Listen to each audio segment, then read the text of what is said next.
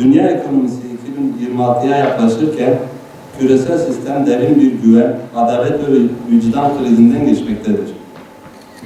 Kapitalist ekonomik anlayışı, insanı merkeze almayan, korku ve kaygı üzerinden işleyen bir yapıya dönüşmüş, gelir adaletsizliği, borçluluk ve belirsizlik toplumları kuşatmıştır. Kaygıyı arttıran değil, güven veren, korkuyu büyüten değil, umudu çoğaltan bir ekonomik düzen mümkündür.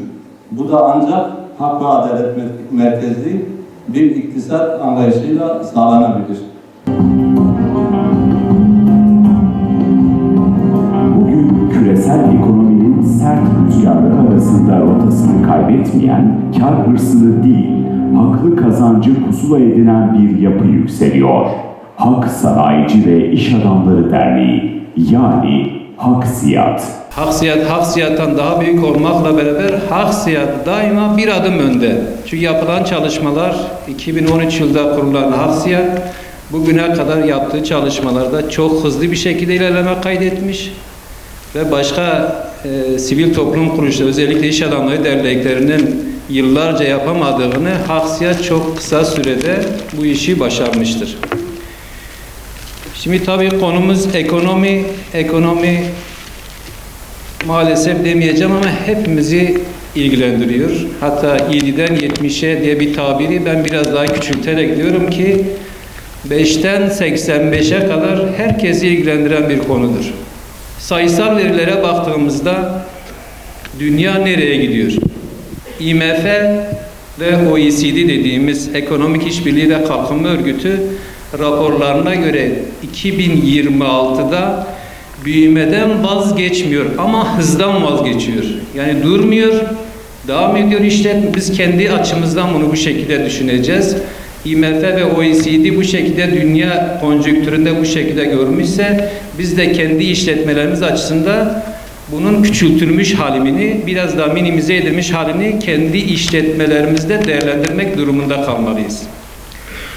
Küresel büyüme ve Dünya Ekonomik Örgütü dediğimiz UAU 2025'te %3.2, 2026'daki öngörüsü ise 3.1.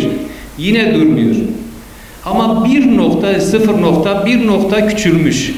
Bunları biz 2006 muhabbeti 2. bölümde işleyeceğiz inşallah.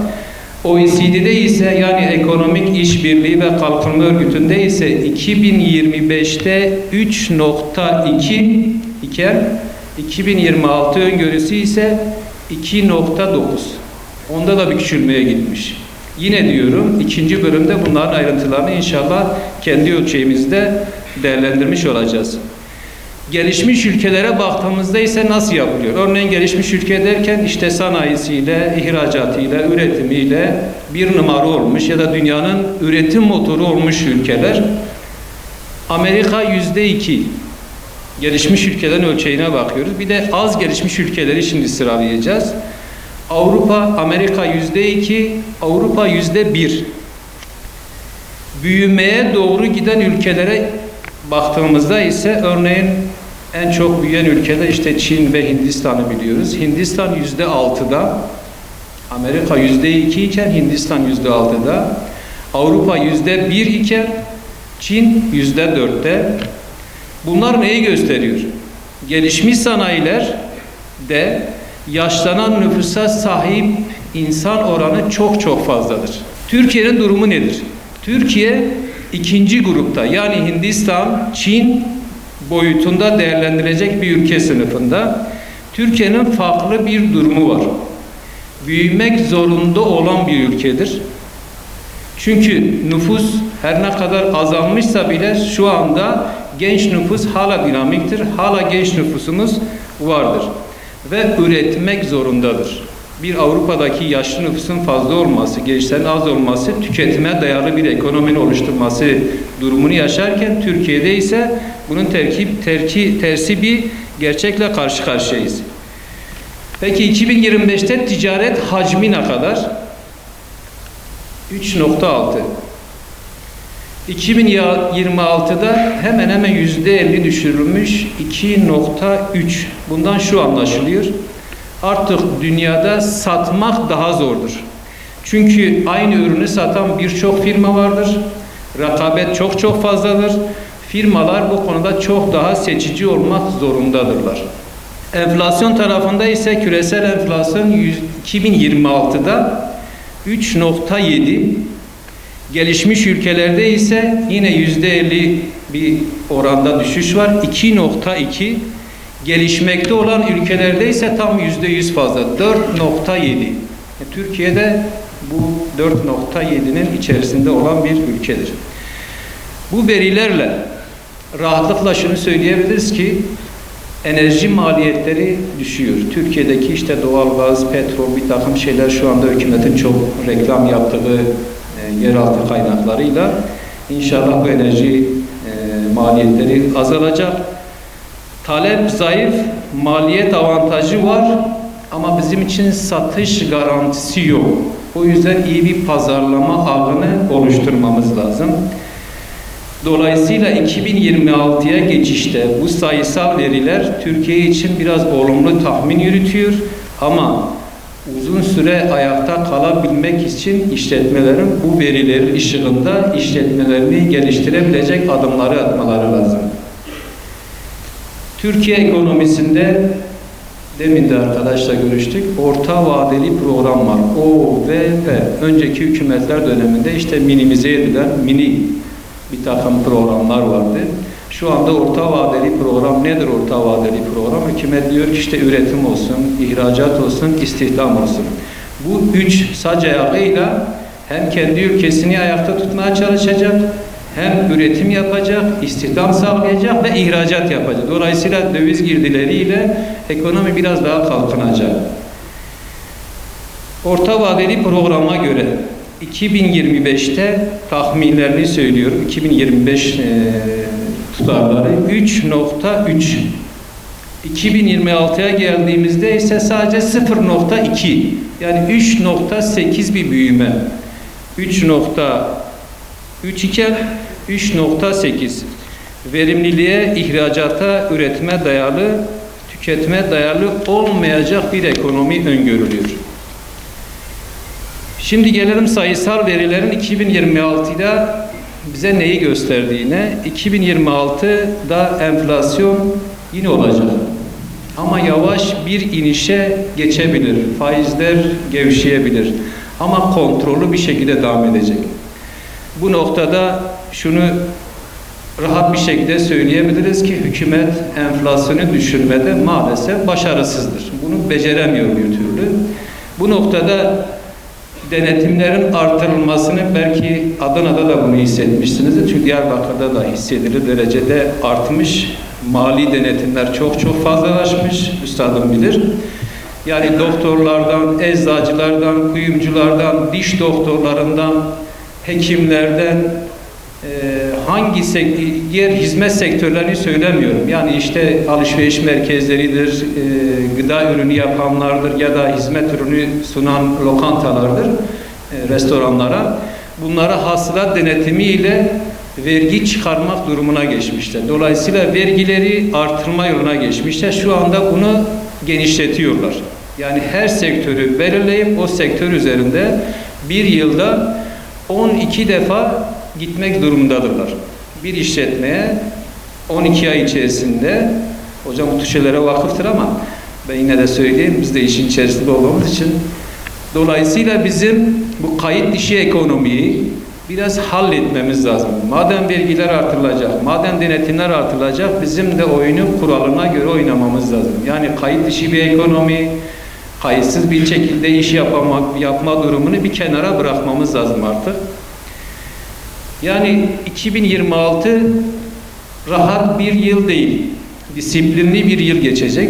İkinci bölümde yine tabii bunun seçim atmosferi olacak, seçim geçim derdini, onu da inşallah işleyeceğiz.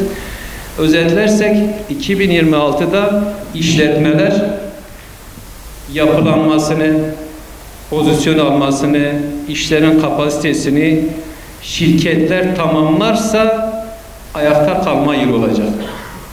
Yine zor geçecek. Ama bu bitiş değildir. Var olan işletmeler düzenli bir şekilde işletmelerini devam ettirebilirlerse ayakta kalabileceklerdir ve önleri de açıktır. Özellikle eğer 2026 sonunda ya da 2027'nin başında seçim atmosferine giderse özellikle kredilerdeki düşmeler, diğer sabit ücretlerin maaşlarının artırılması, bunlar hep seçime yöneliktir. Yine konuşacağız. Çünkü ekonomide en son yapılan iş ilk akla gelendir. Diğer geçmişte çok sıkıntılı şeyler yaşamış insanlar bile eğer maaşına işte bir %20-25 olunca geçmişte yaşadığımız sıkıntıları maalesef insanoğlu nisyan olan bir varlıktır. Dolayısıyla unutuyoruz. En son yapılan iyileştirme ilk aklımıza gelen iyileştirmedir. 2027'de ise altyapısını kuran firmaların büyümeye hazırlanacağı dönem olacak. Yani sıçrayacağı dönemler olacak. 2026'yı rahatlıkla atlatan işletmeler 2027'ye çok rahat bir şekilde geçebileceklerdir. 2027'yi de bitirirsek 2028'de ise 2026'da dikkatli olacağız. 2027'de işlerimizin açılacağı yıl. 2028'de ise meyvelerimiz yani karlarımızın toplanacağı bir dönem olacak. Bizim öngörümüz bu şekilde. Bu verilerle şunu anlıyoruz ki 2026'da yanlış kararlar verenler 2020'yi biraz zor görebilecek. Ama doğru hazırlananlar, fizibilitesini iyi yapanlar, danışarak, demin bahsedilen Sinevizyon'daki iş çok önemlidir. İstişare, danışma, şura biziz. Bizim kendimizin karar vermesi lazım. İstişare ettik bilenlerle, kendi etrafımızda ve o işin uzmanlarına danıştık. Sonra kendimiz karar verdik. İstişare, danışma ve şurayı hiçbir zaman işletmelerimizde göz ardı etmemeliyiz. Son olarak şirketler için yol haritasını belirlemek istersek, bugün de gelirken Gaziantep'e uğramıştık. Orada bir örnek vermiştim bir defter sayfasıyla. Şimdi işletmeler bir defter gibi düşünün. İki yaprak. Yaprağın yarısı muhasebedir. Hesabı iyi tutmadır. İkinci yarısı ise finanstır. Ekonomiyi iyi bilmek istiyorsak ekonomistlere soracağız. Ekonomistlerden danışacağız. Ona göre hareket. Şu anda üstadım işte mali işleri çok daha iyi bilir. Bizim ona danışmamız lazım.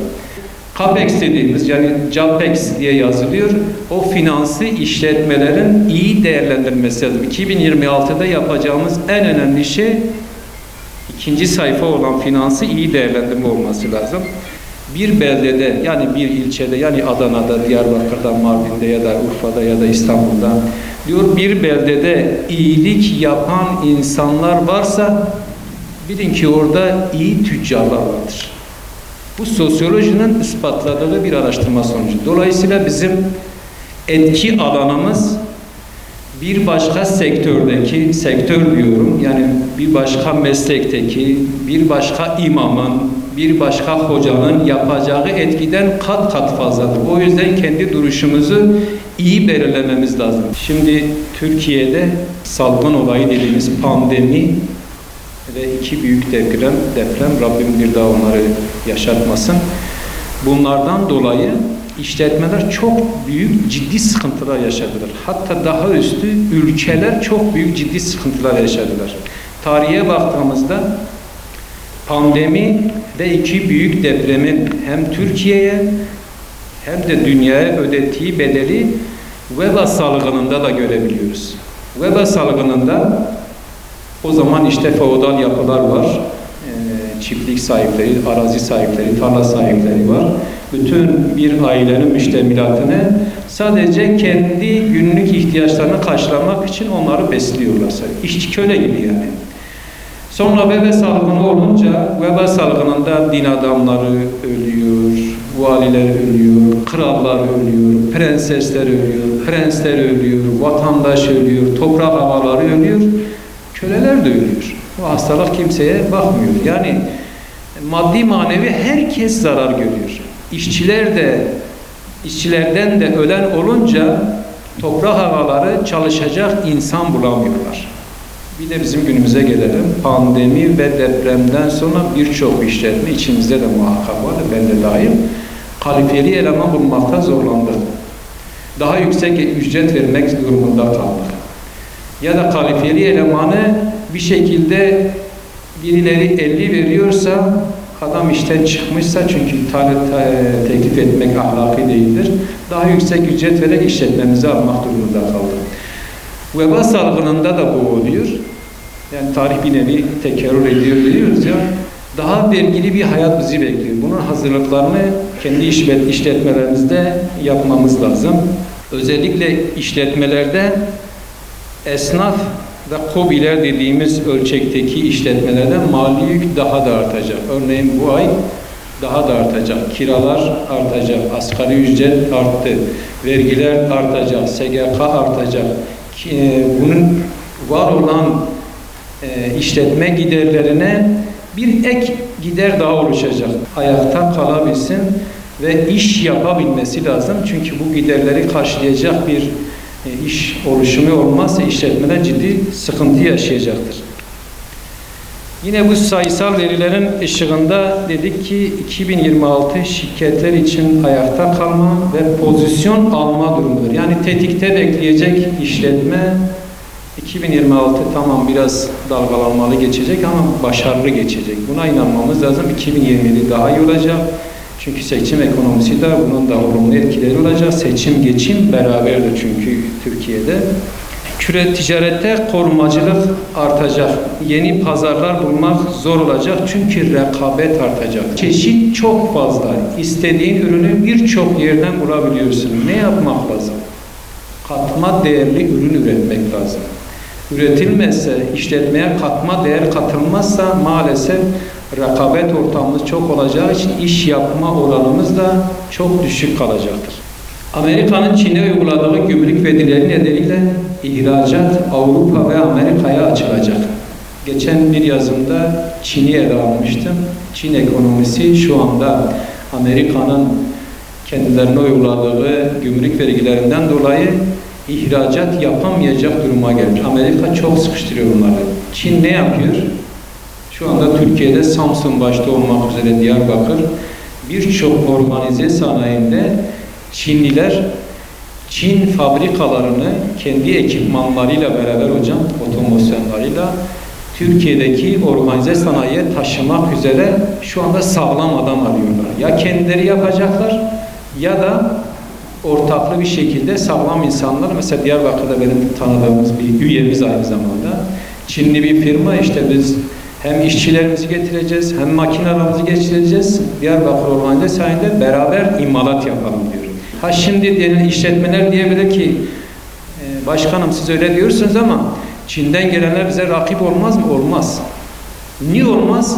Çünkü onlar zaten yüksek bir çıtadadırlar.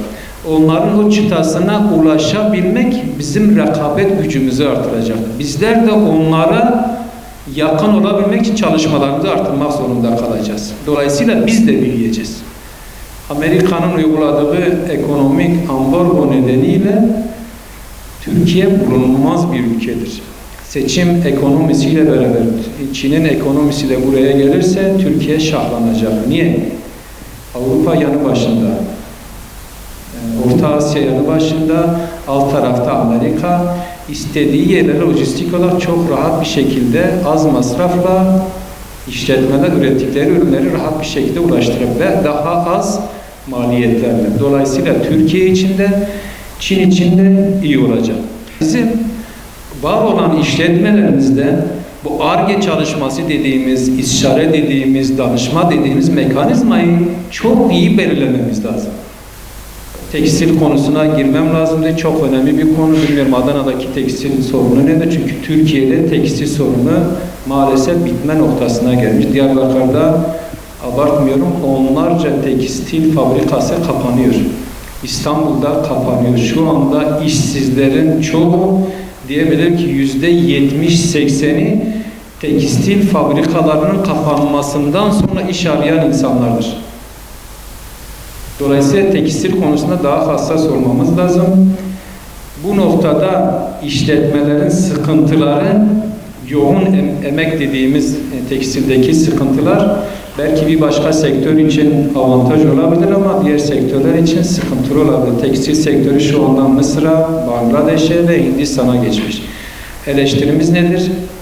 Madem işlerimiz daha sıkıntılı geçecek, biz Hindistan gibi, Çin gibi, Bangladeşli gibi az kazanırken Avrupalı gibi yaşayamayacağız. Dolayısıyla çok fazla lüks, çok fazla masraf, çok fazla israftan da uzak durmamız lazım. Rabbim ticaretinizi helal, kazancımızı bereketli kılsın. KOSGEB desteklerine baksanız en az 2 saatimizi alır. Tek tek konuşmaya çalışsa. KOSGEB'in 2 türlü destekleri var. Bir faizsiz olan destekleri var. Bir de faizli olan destekleri var. Bir de hibeleri var. Biz daha çok bugün hibe ve faizsiz para üzerinde duracağız yani. Bizim konumuz bu. Şimdi bu işte kapasite geliştirme, rekabetçilik desteklerine de 20 milyon kadar kredi veriyor. Ama burada işte şey almanız gerekiyor. Personel desteğini ancak alabiliyorsunuz. Ekipman, yazılım, bu kalemlerden yaptığınız harcamalara karşılık olarak faturalandırmanız gerekiyor bu desteği alabilmeniz için. Ama şunu söyleyeyim, en genel şey söyleyeyim. Eğer siz destek almak istiyorsanız, yani destek almak istiyorsanız, KOSGEB olsun, ulusal kuruluşlar olsun, kalkınma ajansları olsun, mutlaka biz imalatçı olmanızı istiyoruz. Çünkü devlet ve ulusal kuruluşlar imalatçılara destek veriyor. Yani imalatçılık, çünkü niye? Ekonominin gelişmesini, ülkenin gelişmesi, insanın gelişmesinin en büyük faktörü imalattır. Hocam biraz önce örnek verdi. Buğday mesela. Şimdi buğdayı biz dışarıdan hazır ekmek alsaydı ne olurdu? Biz o buğdayı ne yapıyoruz? Tarlaya eken var, tarlayı biçen var, biçeri var, şunu bunu falan derken bir ekmekte belki binlerce kişinin emeği oluyor. Nerede? Binlerce katma değer üretiyor. Yani bunun için söylüyorum. Belki içinizde alsatçılar da vardır ama yani tavsiyem benim, belki yaşta sizden küçük olabilirim ama uzun vadede imalatçılar her zaman kazanır. İmalatçı olmak her zaman bir avantajdır. Hem ülke için hem insan için. Daha çok insana ekmek, daha çok insana iş imkanı sağlamak ve meyvesi çok tatlıdır yani. İşte biz diyoruz, Çin'in makinesini getiriyoruz, burada satıyoruz üstüne. Atıyoruz da, elimizde cihaz var, Çin'den gelmiş, 1 dolar alıyoruz, 1.2 dolar satıyoruz. Bunun 1000 doları Çin'e gidiyor. Yani o 0.20 kuruş Türkiye'de kalıyor. Ama bunu biz üretseydik, ne olacaktı? 1.2 dolar ülkemize kalacaktı. Ve bu 1.2 dolar çarpan olacak bu seferde. Her taraftan çarpan. Ve bu binlerce kişinin para kazanması demektir. Binlerce kişinin bu işte ekmek, maddi ve manevi kazanç demektir bu işte.